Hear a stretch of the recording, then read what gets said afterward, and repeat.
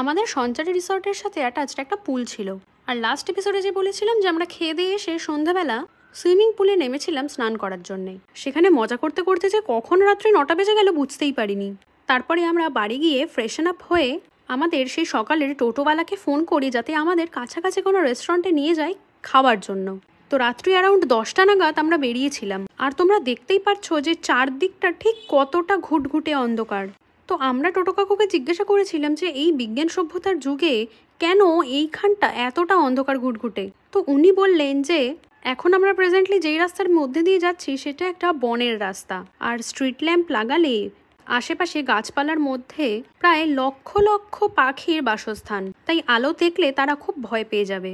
ঠিক সেই কারণেই চারদিকটা এত উন্নত হওয়া সত্ত্বেও রাস্তাগুলিতে একদমই লাইটের ব্যবস্থা করা হয়নি। তখনই আমরা বুঝতে পারলাম যে সত্যি আমরা শহরের মানুষেরা তো পশু পাখিকে নিয়ে একদমই ভাবি না, কিন্তু এখানকার মানুষজন কিন্তু পশু পাখি জীব জন্তুদেরকে নিয়ে অনেকটাই চিন্তিত। এবং শান্তিনিকেতন যেন সত্যি সত্যি পশু পাখিদেরও শান্তিনিকেতন। শান্তিনিকেতনবাসীদের মতন কজন আর ভাবতে পারে পশু পাখিদের কথা এইভাবে।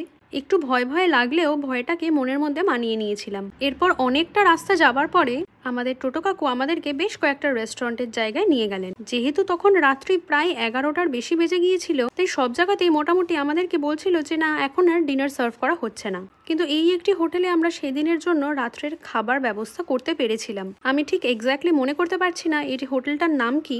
হোটেলটিতে অ্যাকোমোডেশনেরও ব্যবস্থা ছিল। যথারীতি আমরা গিয়ে জিজ্ঞাসা করলাম যে সত্যি এখন ডিনার সার্ভ করা হবে কিনা। দেন আমরা ওখান থেকে আজকের ডিনারটা কমপ্লিট করলাম। আর আমাদের টোটো কাকু এতটাই ভালো ছিল যে উনি আমাদের জন্য 12টা অবধি ওয়েটও করেছেন। তো দেখা হচ্ছে পরের এপিসোডে।